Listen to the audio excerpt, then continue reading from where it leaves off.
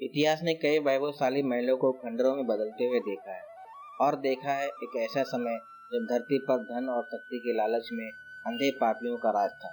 पाप और अत्याचार से दबे माँ पृथ्वी ने ब्रह्मा जी से मदद की गुहार लगाई और समस्त देवगणों के साथ ब्रह्मा जी जा पहुंचे भगवान विष्णु की शरण में। उन्होंने विष्णु जी से प्रार्थना की वह पृथ्वी पे अवतरित हो और उन्हें इस पाप के बोझ से मुक्ति दिलाए। भगवान विष्णु उनकी प्रार्थना सुन लेते हैं और जल्दी धरती पर अवतरित होंगे इसका आश्वासन देते हैं।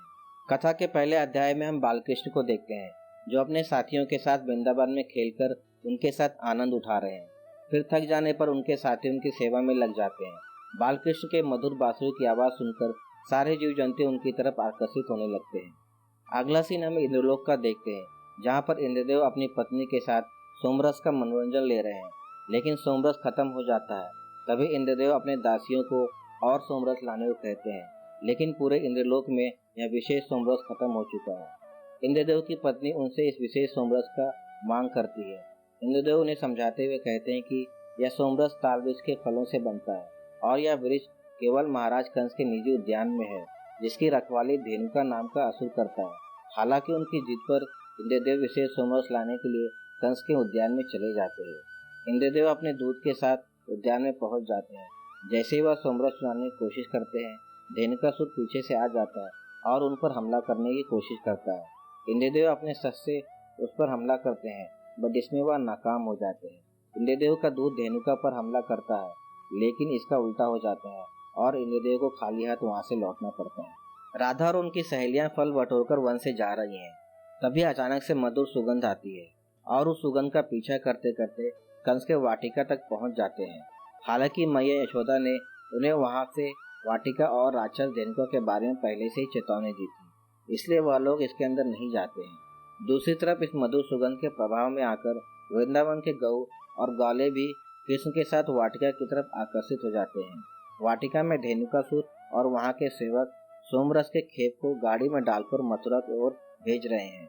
कृष्ण और उनके साथी वाटिका में पहुंचते ही प्लान बनाते हैं और उसके अनुसार बंदर धेनुका और उसके सेवक पर नजर रखने को कहते हैं ताकि वह ताल वृक्ष के फल को ले सके। लेकिन बंदर की गलती से उसकी खोल खुल जाती है और उनको कृष्ण और उनको साथियों का पता चल जाता है। वह लोग वहां पहुंच जाते हैं और उन पर हमला करने की कोशिश करते हैं, लेकिन बलराम की ताकत देखकर पीछे हट जाते हैं और धेनुका को लड़ाई का कार्य सौंप देते हैं। राधा और उनकी सहेलियां इसके बारे में मैया यशोदा से बताती हैं। धेनुका कृष्ण पर हमला करता है, लेकिन कृष्ण उसे गोल घुमाकर दूर फेंक देते हैं। वह फिर से कृष्ण की तरफ बढ़ता है और आसमान की ओर लेकर जाता है, जहाँ पर कृष्ण उसे गोल घुमाकर धरती पर पटक देते हैं। धेनुका फिर से उठकर कृष्ण पर पत्थरों से हमला करता है। कृष्ण कुछ समय के लिए आसमान में ही थे, तब तक धरती पर बलराम उसे घुमाकर धरती पर पटक देते हैं, जिससे उसकी मौत हो जाती है। धेनुका की मौत के बाद बाकी उसके साथी भी वहां आ जाते हैं और कृष्ण उसके साथियों का पीछा करते हैं, लेकिन कृष्ण एक एक खच्चर को पेड़ पर टांग देते हैं। बलराम भी खच्चर को मारकर पेड़ पर टांग देते हैं। मैया यशोदा और बाकी ब्रिजवासी वहां पहुंच जाते हैं। उन्हें देखकर खच्चरों की टीम बहुत सारे ताड़ के वृक्ष उनकी तरफ फेंक देते हैं, लेकिन कृष्ण सही समय पर वृक्षों की दिशा बदल देते हैं और सभी की जान बचा लेते हैं। फाइनली कृष्ण बचे हुए खच्चरों को गोल घुमाकर उनका काम तमाम कर देते हैं। मैया यशोदा कृष्ण और बलराम को सुरक्षित देखकर उन्हें गले से लगा लेती है। कथा के दूसरे अध्याय में हम दो गाय और उसके बछड़े को देखते हैं जो वृंदावन की हरियाली और कृष्ण की तारीफ कर रहे हैं। तभी अचानक से वाघ आ जाता है और उन पर हमला कर देता है। गाय अपनी जान बचाने के लिए भागने लगते हैं, लेकिन भागते भागते एक गाय गुफा में चली जाती है। वाघ भी उस गुफा के अंदर पहुंच जाता है और उस गाय की ओर बढ़ता है। तभी गाय उसे कुछ समय मांगती है ताकि वह अपने नए जन्मे बच्चे को दूध पिला सके। इसके बाद वह बाघ का भोजन बनने वापस गुफा में आ जाएगी। पहले तो वाघ उसकी बात नहीं मानता है, लेकिन जब गाय श्री कृष्ण का वचन देती है तो वाघ उसकी बात मान लेता है और उसे जाने देता है। गाय अपने गौशाला में लौटते ही उसकी बच्ची बहुत खुश हो जाती है, लेकिन गाय अपने वाघ को दिए हुए वादे को बताती है। सभी लोग बहुत चिंतित हो जाते हैं। सुबह होते ही गाय अपना वादा पूरा करने से निकल पड़ती है। गौ सेवक उसे रोकने की कोशिश करता है, फिर भी वह चली जाती है। गुफा में पहुंचते ही वाघ उसकी तरफ बढ़ता है, लेकिन तब तक गौ सेवक आ जाता है और उसे खाने का प्रस्ताव रखता है। इतने में वहां गौ की बच्ची भी आ जाती है और अपने आप को नरम मांस का प्रस्ताव रखती है। वाघ उनकी तरफ बढ़ता है, तब तक वहां कृष्ण भी पहुंच जाते हैं। और वाघ को समझाते हैं कि गाय ने अपना वचन पूरा किया है, इसलिए तो उसे पुरस्कार मिलना चाहिए। और गाय के बच्चे को खाना तो कायरता है, बूढ़ा आदमी तो कमजोर है, वह तो लड़ भी नहीं सकता। बाघ भी उनकी बात मान लेता है। कृष्ण ने उसे वाघ की भूख की शांत करके सभी की जान बचाई। वाघ भी उनसे माफी मांगकर वहां से चला जाता है। कंस निजी उद्यान में भी घटना से बहुत क्रोधित हो जाता है। तभी वह अपने राक्षस महिषासुर को बुलाता है और अपने काल श्री कृष्ण को मृत्यु के घाट उतारने का आदेश देता है। कृष्ण अपने साथियों के साथ यमुना के किनारे फल तोड़कर उसे जमा कर रहे हैं। कृष्ण की मीठी बांसुरी की आवाज सुनकर गऊ और बच्चे आपस में दौड़ लगाकर खेल का मजा ले रहे हैं। महिषासुर भी वहां पहुंच जाता है और अपना रूप बदलकर एक बछड़े का भेष बना लेता है। दौड़ में जीतने वाले को कृष्ण इनाम की घोषणा करते हैं, बट सब लोग देर से पहुंचते हैं सिवाय उस महिषासुर के, इसलिए कृष्ण उसकी सवारी करने लगते हैं। महिषासुर बहुत ही आक्रामक था, वह रुकने का नाम भी नहीं ले रहा था। फिर अचानक से वह कृष्ण पर हमला कर देता है। कृष्ण भी उसे बहादुरी से लड़ते हैं और उसके पूंछ पकड़कर गोल गोल घुमाकर पेड़ पर फेंक देते हैं, लेकिन फिर से वह राक्षस कृष्ण की तरफ बढ़ता है। फाइनली कृष्ण उसे जोर से आसमान की तरफ फेंककर जमीन पर पटक देते हैं, जिससे उस राक्षस की मौत हो जाती है। कथा के तीसरे अध्याय में हम कृष्ण को बांसुरी बजाते हुए देखते हैं, जिससे सारे जीव जंतु इनके इस मधुर सुर से आकर्षित हो जाते हैं। कृष्ण और उनके साथी मिलकर चोर सिपाही का खेल खेलते हैं, जिसमें श्रीधाम भेड़ चरवाहा बना और श्री कृष्ण बलराम सिपाही। बट वैमासुर नाम का राक्षस वहां आ जाता है और सुदामा का भेष बनाकर सारी भेड़ चुरा लेता है। वैमासुर अपने असली भेष में आकर सभी को एक गुफा में कैद कर देता है। श्री कृष्ण और बाकी बचे हुए बच्चे भेड़ को जाने के बारे में डिस्कस करते हैं। कृष्ण और मधु राधा और उनके साथी को आते हुए देख लेते हैं, इसलिए उनसे मिठाई खाने के लिए उनके पास जाते हैं। बट राधा उन्हें बिल्कुल मना कर देते हैं, क्योंकि वो चढ़ावा सूर्य पूजा के लिए है। इधर वैमासुर फिर से आ जाता है और बाकी बचे हुए बच्चों को लेकर चला जाता है। सभी को वह गुफा के अंदर कैद कर देता है। कृष्ण और मधु मिठाई खाने के लिए पुरोहित यानी ब्राह्मणों का रूप धारण कर लेते हैं। यह देखकर गांव की 2 महिलाएं उनसे सूर्य पूजा करवाने के लिए अनुरोध करती है। कृष्ण और मधु उनकी बात मान लेते हैं और उन्हें सूर्य कुंड मंदिर में सारे चढ़ावे के साथ आने को कहते हैं। राधा और गोपियां मिठाई का चढ़ावा लेकर सूर्य मंदिर पहुंच जाते हैं। कृष्ण और मधु अपना हवन शुरू कर देते हैं। राधा को उन पर शक हो रहा था, लेकिन हवन के बाद लड्डू का चढ़ावा और बाकी मिठाई लेकर श्री कृष्ण वहां से चले जाते हैं। कृष्ण मिठाई लेकर बलराम और सुबाला के पास जाते हैं। श्रीधाम बताता है कि सारे भेड़े सुबाला ने चुराई है। तभी पीछे से वैमासुर ब्राह्मण के भेष में आता है और कृष्ण को देखते ही अपने असली रूप में आ जाता है।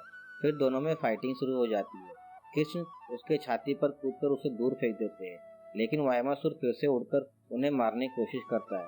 कृष्ण उसे जोर से मारकर दूर फेंक देते हैं। फाइनली वैमासुर का अंत हो जाता है।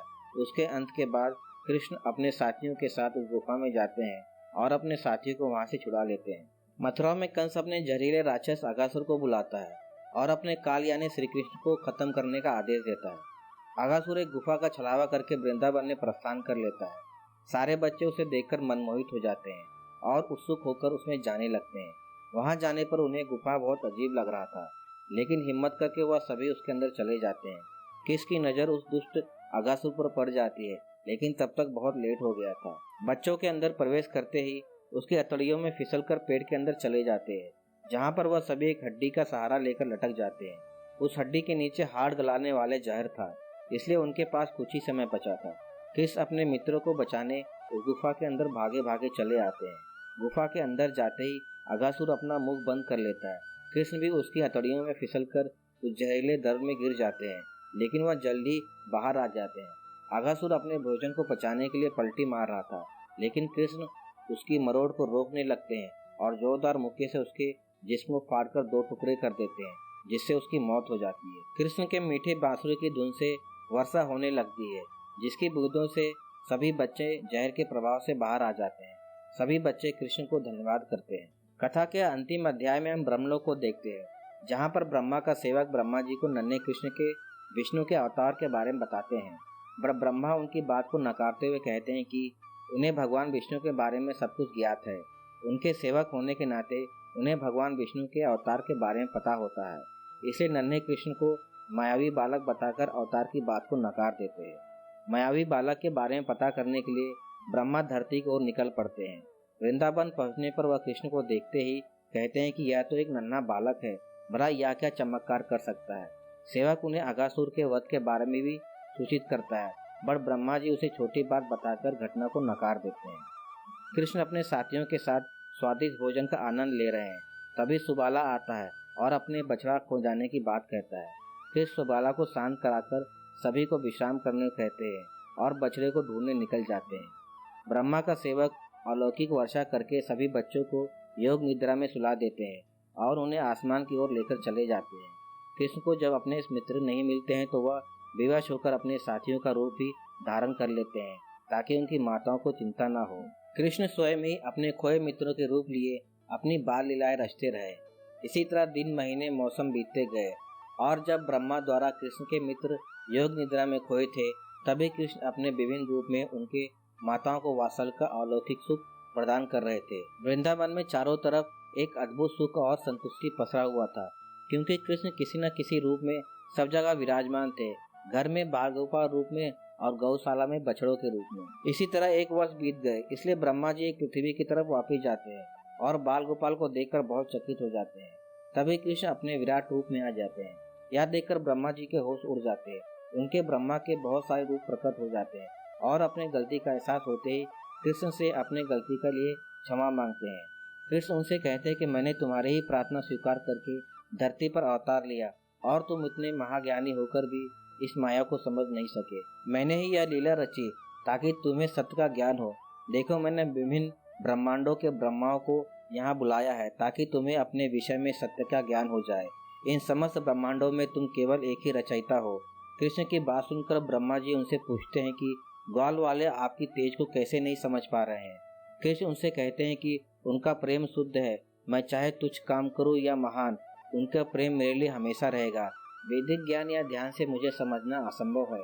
अगर मुझे समझना है तो उसके लिए केवल प्रेम और भक्ति की आवश्यकता है। कृष्ण के इस विराट रूप के दर्शन से ब्रह्मा जी उनके जीवन भर आभारी होने की बात करते हैं और क्षमा मांगकर सभी ग्वाल के बच्चों को धरती पर लेकर आ जाते हैं। अपने योग निद्रा से उठने के बाद सभी ग्वाले कृष्ण के पीछे पीछे वृंदावन में अपने घर जाते हैं। मैया यशोदा कृष्ण को गले लगा लेती है और इस तरह कृष्ण ने अपनी अद्भुत शक्तियों के साथ साथ अपने वीरता का भी परिचय दिया है। आज भी लोग उनके इस विभिन्न कारनामों को अपने मन में बसाए हुए हैं। इस तरह से मूवी का एंड होता है। दोस्तों, आपको यह मूवी कैसी लगी प्लीज कमेंट करके बताएं। चैनल को सब्सक्राइब करें, वीडियो को लाइक और शेयर जरूर करें। धन्यवाद।